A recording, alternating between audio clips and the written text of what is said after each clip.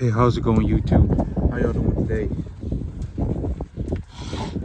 I got these little black Angus heifer calves. It's probably been about I would say 1.5 months. About 5-6 weeks ago is probably when I got these black Angus heifer calves.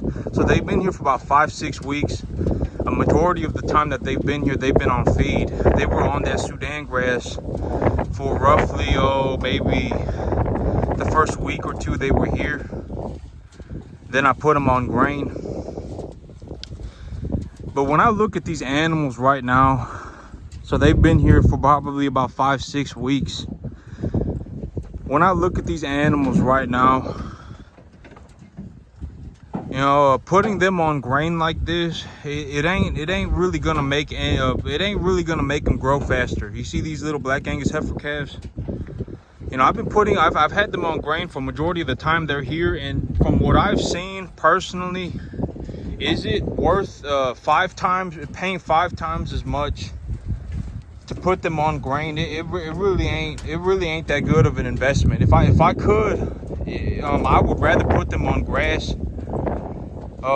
When they're this small like this right here, you know, if I had them on, whoa, hey princess, come on now.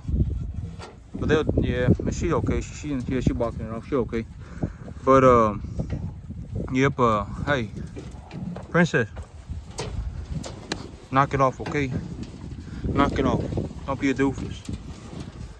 But these animals, you know, when they're that size, they're gonna grow about the same. Whether they're put on grass or whether they're put on grain. The only reason I put them on grain right now is because I don't have any grass. So these animals, if I had put them on fresh grass when they first got here and just kept them on fresh grass for about 5-6 weeks, they would have put on about roughly the same amount of size. It wouldn't have been a good, you know, because I ran the numbers, okay? And so with the fertilizer prices where they are right now, on a month where I get 1 inch of rain a week, so I get 4 inches of rain a month. If I get 4 inches of rain a month, I go through about 1 tonnage of fertilizer, and 1 tonnage of fertilizer right now roughly costs about $350. So it cost me about $350 a month to feed these animals a grass buffet. I can feed them an unlimited amount of grass for about $350 a month, up to about 50 animals. So on 10 acres for small calves like this, if they're this small right there, if they're that small, I can run maybe 60. I can run maybe 6 calves an acre. So about maybe even 70. If I was going to really try and graze this grass pretty hard, I could run about 70 calves on 10 acres if they're this size right here.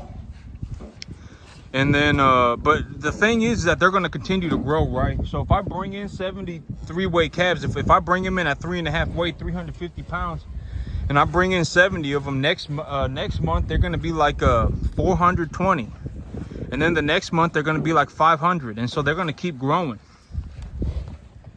So that needs to be considered too when estimating stocking densities.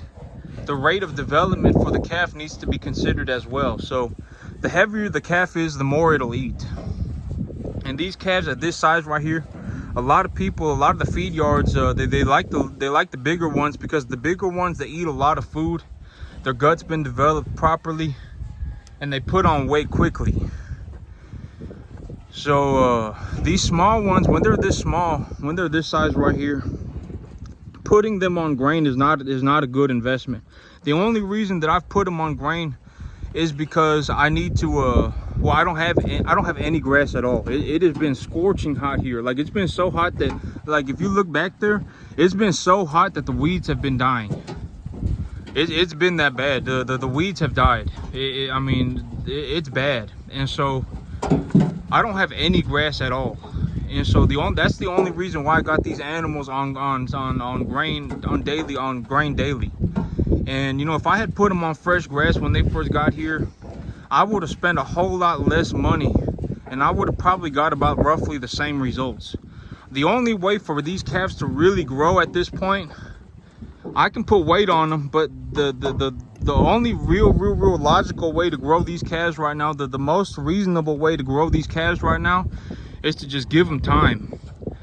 Because if they have time, this is actually not one of the calves, but these two right here, I'm gonna get him castrated tomorrow. I'm gonna castrate my animals tomorrow. I got 2 animals that need to be castrated, and I'm gonna handle that. I'm gonna take care of that tomorrow. But the only real way for these 2 calves to really grow is to give them time, because they need to get taller and they need to get longer. Their frame needs to grow, and as their frame grows, it's easier to put the weight on them. So they're still a little bit too short, and they're still a little bit too compact. As time goes, they're gonna get longer and they're gonna get taller. And so I just and the only way to make them grow like that is to give them time. And so I need to give them some time.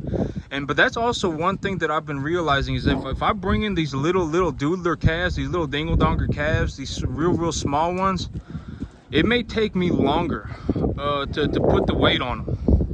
Like if my plan is to take them from 3.5, 2.5, 3.5 to 5, 5.5, it may actually take me longer than 3 months.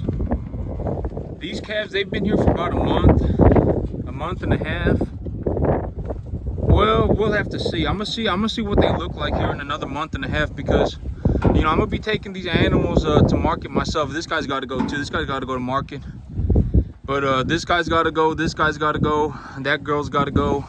And then I got a big 17 right here. He got to go too. And so these animals got to start going to market, and I'm gonna take them first, and then I'm gonna take the second. I'm gonna take the red steers second. So I'm gonna take the real big ones first, and then I'm gonna take the red steers second. I got 3 or 4 of these red steers, and then I'm gonna start just putting everyone else together and just start hauling them to market. But I can only haul about 4 animals at a time to market safely in my bumper pull trailer when they're this size. So it's going to take me several weeks to get all these animals to market, and I'm going to take the Black Angus heifers to market last, because if I put some extra weight on them, I can get some more money on them. And they are at a point right now where they've all been fixed up, they've been vaccinated, all of the sick ones have been given antibiotics, they're eating properly, and they are growing visibly every day. So and they are also high value calves. So I'm going to take them to market last so that I can get some extra money on them. When they're this size, they need to go. They need to go to a finishing yard. If I was selling beef, I could hold on to them and I could finish them myself. But they need to go to a finishing yard.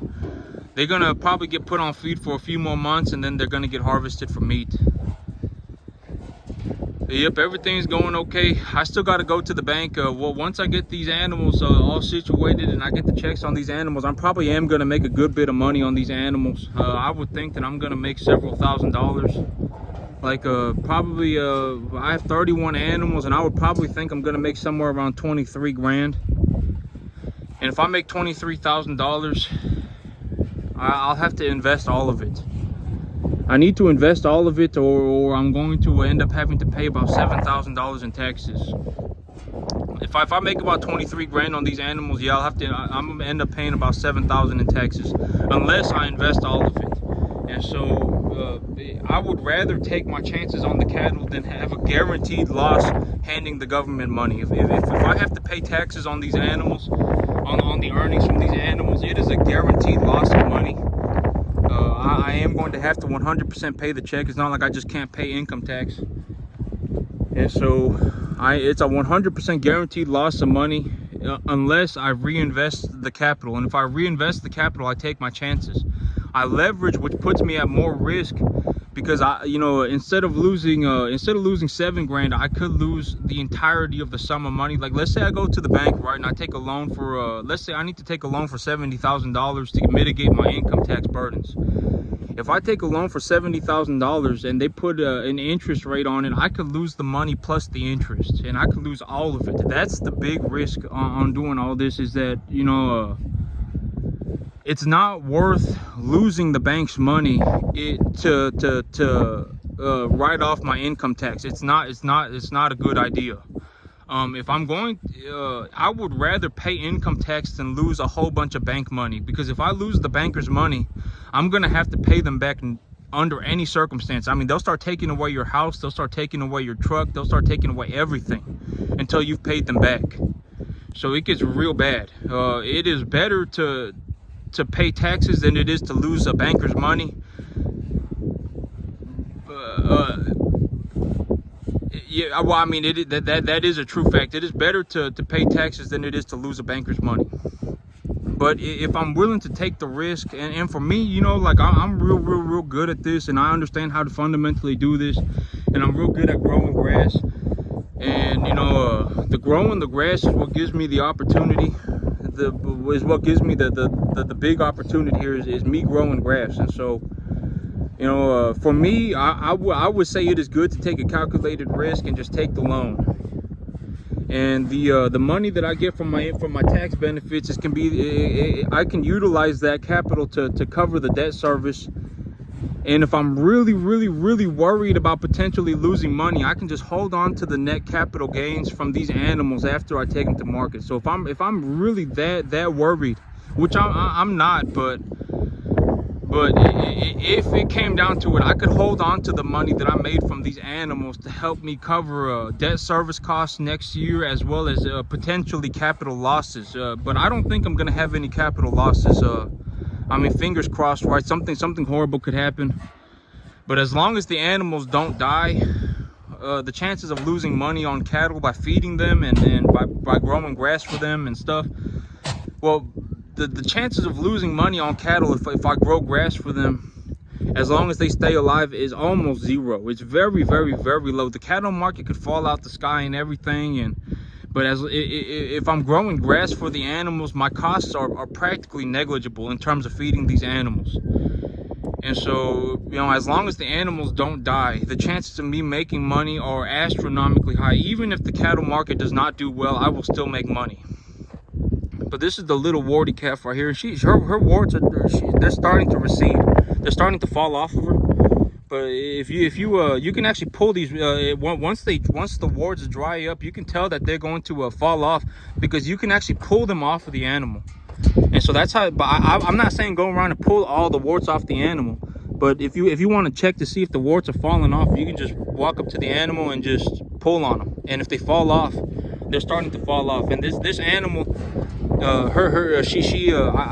was able to get one or two warts off of her, so I know that the warts are starting to fall off. And so she's gonna be fixed up pretty soon. And when the warts are off of her, I'll be able to take her to market and not get blemished or dinged for blemish. And so, yep. But these animals, I mean, these are some of my highest value calves. I got some good looking steers too, but yep, that's it for me today, YouTube. Y'all have a good one.